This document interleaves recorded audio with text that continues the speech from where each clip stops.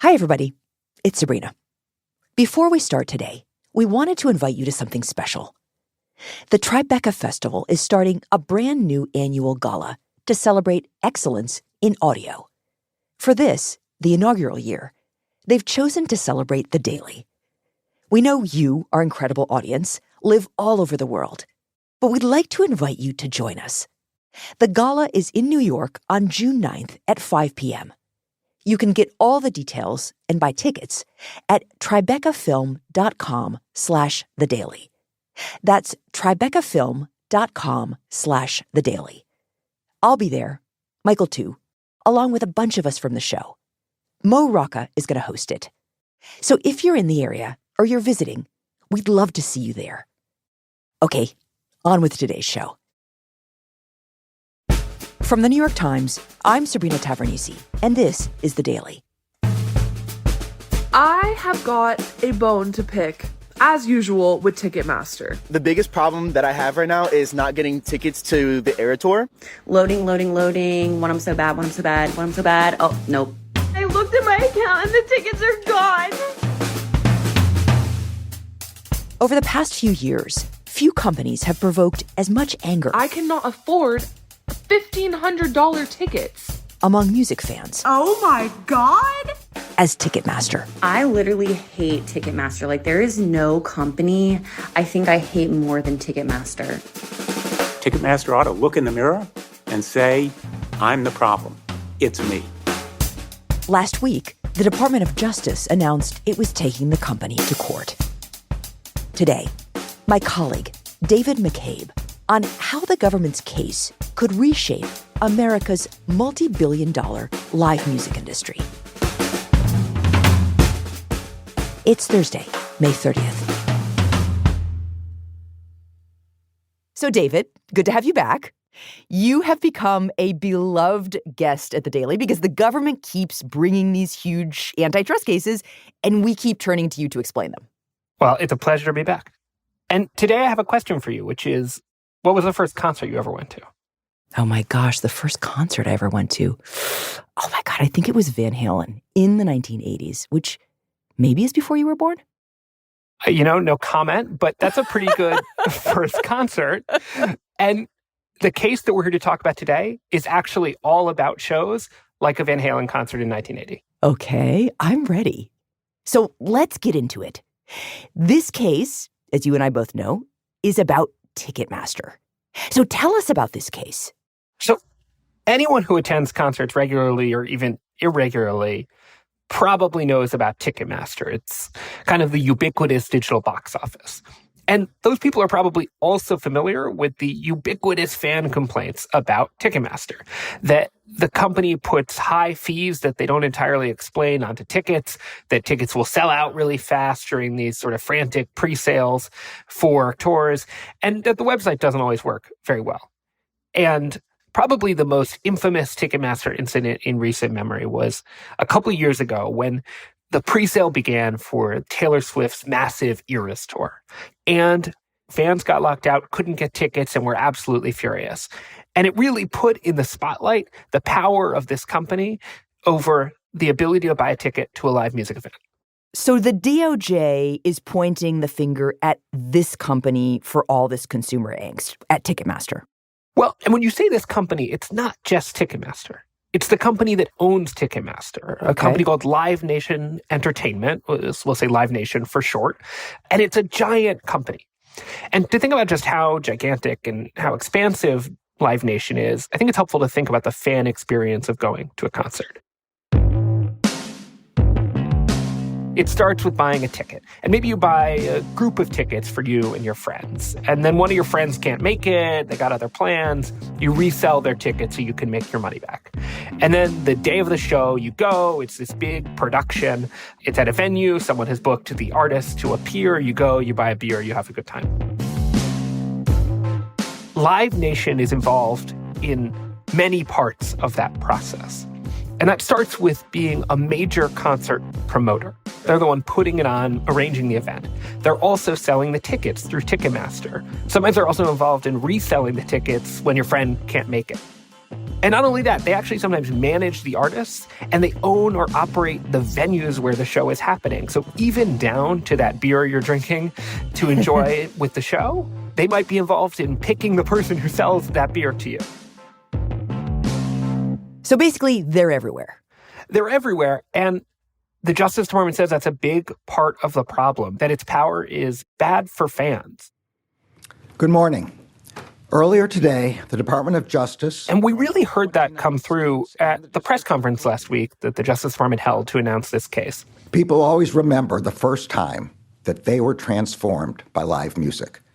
Where Merrick Garland, the Attorney General, really personalized this issue. I still remember, as a senior in college, going to a Bonnie Raitt concert and seeing a... He told this story about going to a Bonnie Raitt concert in college. Merrick Garland did? Yeah, Merrick Garland did. I don't think of Merrick Garland and Bonnie Raitt together in the same sentence. Well, apparently in college, he attended a Bonnie Raitt show, and the thing he highlighted was that the opener was a young Bruce Springsteen. We all knew that we had just seen the future of rock and roll. And in that story, the Attorney General seems to be getting at two important threads of this case. The first is that concerts are formative for the people who attend them. And the second is that concerts are an important way that artists reach their fans. That young Bruce Springsteen went on to now be one of the biggest touring artists in the world. The Justice Department filed this lawsuit on behalf of fans who should be able to go to concerts without a monopoly standing in their way. We have filed this lawsuit on behalf of artists who should be able to... And so the Justice Department is responding here to a feeling that Live Nation, this giant company, has become a gatekeeper for both artists and fans, and that has allowed it to pay artists less sometimes, but also charge fans those fees that they're so mad about. It is time for fans and artists to stop paying the price for Live Nation's monopoly. Thank you. So help us understand how things have gotten to this point, where Live Nation is so powerful that the DOJ feels the need to sue them. Well, this company has a long history of tangling with the Justice Department, and that really starts in 2009, when Live Nation and Ticketmaster announced that they were going to merge. And this merger, this big corporate deal, will marry Live Nation's concert promotion business, the business of putting on shows, with Ticketmaster's experience as an online ticketing platform. And the Justice Department, a big part of its job is looking at corporate mergers to figure out if they will substantially lessen competition in the economy. So the Justice Department reviews this merger, and in 2010 decides we will let this merger go through, but we do have some concerns that it might reduce competition in the industry of ticketing. And so we're going to reach a legal settlement with Live Nation and Ticketmaster that puts conditions on the deal, that requires the company to sell some assets to kind of lessen its footprint. And so the merger goes through, and that creates the sort of modern-day Live Nation Ticketmaster combination. So the government ultimately actually just lets it happen. That's right. They put conditions on the merger, but ultimately they let it go through. And the company continues to tangle with the Justice Department over the next 15 or so years, but mostly they keep getting bigger. They keep growing their footprint across this ecosystem that creates some of the biggest concert tours in the country. So just how big has the company actually become? Give me some numbers. Well, let's start here. Every year they sell about 600 million tickets. 600 million tickets? That's more than the number of people in the United States of America. Yeah, and that is a global number, but it's a lot of tickets, right? The Department of Justice estimates that in the United States, Live Nation controls about 80% of ticketing to major venue concerts. Wow. Right? So that's a big percentage. They also own or control like in excess of 250 venues, including a big percentage, the Justice Department says, of major amphitheaters, the kind of big outdoor concert venues that are ultimately kind of in between a nightclub and the size of like a big football stadium. And they manage hundreds of artists. They have this direct relationship with artists. And so this company is wide and it is deep into this industry. Mm-hmm. So ultimately, the Justice Department says that, and I'm going to quote here, it's the, quote, gatekeeper for delivery of nearly all live music in America today. Okay, it's big. But as we know from other DOJ cases, and this is something that you have taught me, David, the cases, against Apple and Google, just being big is not in and of itself a problem. That's right. Where companies run afoul of the law is when they use their power as a monopoly against their competitors in order to stay powerful or get more powerful. And the Justice Department says that Live Nation has built a complex machine to do just that.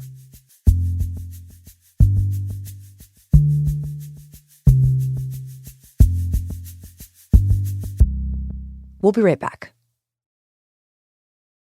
So what does the DOJ say that Live Nation is able to do because it is so big? How does it use its bigness? So the most prominent allegation is that Live Nation uses its power as a concert promoter to entrench its power in ticketing. As a reminder, when you put together a concert, a promoter works with an artist to book the show. They book the show at a venue, and that venue, for all of its shows, has to choose a ticketing provider, right? A digital box office where people can buy their way into the shows. Right. And what the Justice Department is arguing here is that Live Nation is able to wield its big artists, the tours that it promotes, as a cudgel to force venues to use Ticketmaster, its ticketing service. So the Justice Department says that in an instance in which a venue switched away from using Ticketmaster, that Live Nation routed tours around that venue, which of course means less money for that venue and a problem for their business. Interesting. So basically, Live Nation saying, look, if you want Taylor Swift in your little amphitheater over there, you're going to have to use Ticketmaster. It's Ticketmaster or no Taylor Swift. That is effectively the behavior the Justice Department is arguing has happened here. They're saying that Live Nation does this in veiled ways, and that more importantly, it's really understood by venues throughout the industry that if you don't use Ticketmaster, that you really risk out on losing important Live Nation managed tours. And that once these venues do choose Ticketmaster, Live Nation locks them into these long exclusive ticketing contracts, which can last for as long as 14 years. 14 years? That's pretty long. What else is DOJ alleging that Live Nation has done? Another thing the Justice Department says the Live Nation does is use its power as an owner of venues to get away with paying artists less money for their tours. So how does that work?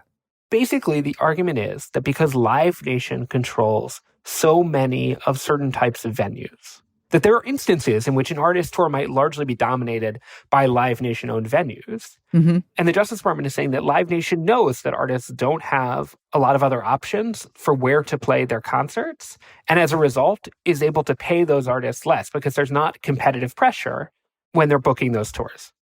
That seems pretty unfair to artists who would really benefit from other venues owned by other people competing for them. And that's exactly what the Justice Department is saying, that artists lose out, not just fans. And there's a striking story in the complaint that I think crystallizes how the Justice Department sees these streams of power coming together.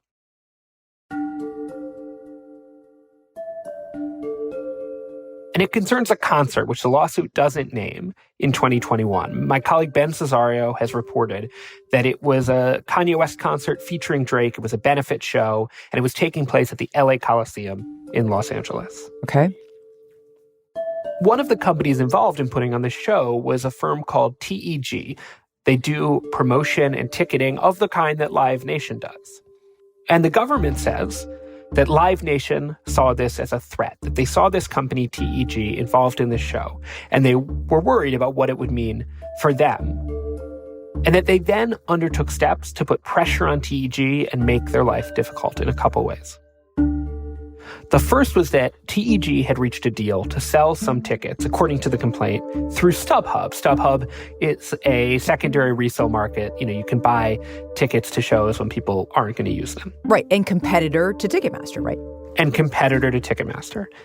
And the Justice Department says that Live Nation found out about that and said, well, we have the exclusive ticketing contract for this venue. And so we will make sure that if you bought your ticket on StubHub, you won't be allowed to come into this show. Really? Like they couldn't come into the concert? Well, and ultimately, The complaint says that StubHub had to work with Ticketmaster to fulfill the tickets that had already been sold, that they stopped selling new tickets, and that hundreds of people who bought their tickets on StubHub didn't get into the show. That seems very unfair. Like they bought a ticket. Well, and according to the Justice Department, it didn't stop there. That Live Nation used its industry connections to pressure an investor in TEG, this company that it viewed as a threat, and that it pushed that investor to pull back from its relationship with TEG, which obviously would have weakened this potential competitor. So these are very strong armed tactics. What is the DOJ saying is the result of all of this? Like, what does all of this amount to? It says that all of this adds up to higher fees for consumers and a worse product, a worse quality ticketing experience when fans go to buy, because Live Nation doesn't have to compete with anyone. It doesn't have to innovate in response to competitors. So, among other things, the Justice Department wants to break this company up, at the very least by separating Ticketmaster, the ticketing unit, the box office unit, from the rest of Live Nation that does all these other things, promotes concerts, owns venues, etc. So in other words, go back to the way it was in the beginning. Yeah, or as much as you can. And why does that fix the problem? Well, the Justice Department doesn't say a lot on this point, but it's clear that what they want to do with this lawsuit is disrupt this cycle where Live Nation's power reinforces itself again and again and again. And what does Live Nation say in response? I imagine they disagree with all of this. They do. They've said a lot. And they start out by saying something that will be familiar to you because other companies that have been accused of antitrust violations say it as well, which is that they don't fit the profile of a monopoly. Okay. That their overall profit margins are lower than those of companies like Meta or Apple or Google. And that even if you look at Ticketmaster specifically, they take a smaller percentage of every sale than a lot of other digital platforms. So they say basically the numbers show that we don't have the kind of power you would normally associate with a monopoly. And then they say, listen, we know that there are things that fans don't like about the ticketing experience. There may be fixes to those, but largely it's not Live Nation's fault, they say. They say that artists generally set the prices they want people to pay for tickets. Really? So artists themselves do it? Right, that artists sign off on how much a ticket will cost to their shows. And they also say that demand sometimes drives ticket prices up. If there are more people who want to see a show than there are seats or standing room to see that show, the prices will be higher. And finally, they say that there's this kind of pernicious outside force of scalpers, people who resell tickets that use bots to hoover up way more tickets than they could possibly use and then resell them at a higher price. And so they say that all these things may contribute to a fan experience that people don't like, but that it's not necessarily Live Nation's fault. I mean, to me, this makes certain sense. I guess if you think of, a Taylor Swift show and lots of people trying to buy tickets, one reason why those tickets are expensive is not necessarily because there's something nefarious going on, but because lots of people want to buy tickets and there's a market and, supply and demand has a role here. Well, and a clear question here that I have that other people have asked is, how much does the Justice Department think ticket prices have gone up because of this alleged Live Nation monopoly?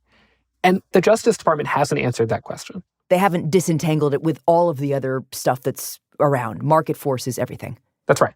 And there's another element of Live Nation's response that we should mention, which is that the company basically says this lawsuit is politically motivated, that this administration, the Biden administration, is bringing lawsuits that don't hold a lot of water, but are anti-business. That's what Live Nation is saying. I mean, it does sort of ring true in some sense, right? This has been the tilt of this administration toward cracking down on big companies. The DOJ has changed in this respect. They're filing a lawsuit to break up a merger that a previous DOJ had actually approved. Well, you're right. This Department of Justice, this administration more broadly, has a different view about antitrust. They think that antitrust law can be a more expansive tool to address problems in the economy. And they've put that into practice. They've sued Google for violating anti-monopoly laws. They've sued Apple for violating anti-monopoly laws. But I think ultimately what they believe is that they're responding to a change in the economy, that these companies have gotten much bigger, that they have gotten more powerful, and they are responding to the way the companies broke the law on their way to becoming that big. So, David, when you and I talked about Google and Apple, you referenced them here, we talked about how there were broad repercussions for the future on American society. What would you say the implications are in this case? This case, ultimately, for the Justice Department, is about the market for culture and creativity. A few years ago, the Justice Department successfully blocked Penguin Random House, a big publisher, from buying Simon & Schuster, another publisher. And they said that one problem with this merger was that it would reduce how much authors got paid and that it would create a market where fewer books and fewer types of stories broke through. This Justice Department is embracing an idea that the more concentrated the economy gets, the more it stifles creative expression, the ability of artists to make art and get it to the public, and the ability of the public to consume it. And that, they say, is a central question of democracy. Because things like music are how we talk about big social issues or big political issues. So that is, they say, what's at the heart of this case, that it is not just about the fees, it's not just about how much an artist gets paid, but it's about whether or not there is a fair marketplace for ideas and whether or not consumers are able to access it. David, thank you. Thank you.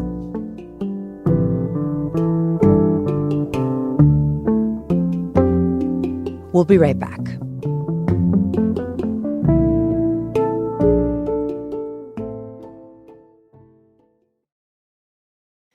Here's what else you should know today. On Wednesday, Supreme Court Justice Samuel Alito declined to recuse himself from two cases arising from the January 6, 2021 attack on the Capitol, after The Times reported that flags displayed outside his houses appeared to support the Stop the Steal movement. In letters to Democratic members of Congress who had demanded his recusal, Justice Alito said that the flags at his home in Virginia and a beach house in New Jersey were flown by his wife, Martha Ann, and that he had had nothing to do with it. And a group of 12 New York jurors deliberated for more than 4 hours in the final stretch of the criminal trial of Donald Trump, in which the former president is accused of falsifying business records. The jurors asked for portions of the testimony from 2 witnesses to be read back to them, as well as the judge's instructions. They were then dismissed for the day and will resume deliberations today.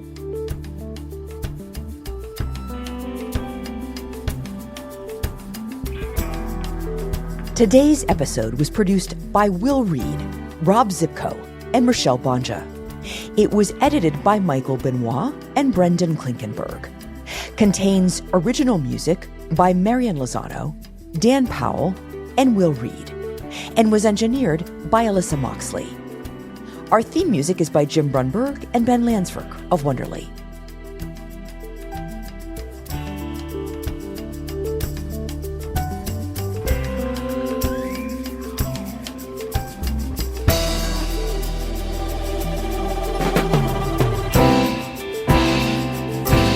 That's it for The Daily. I'm Sabrina Tavernisi. See you tomorrow.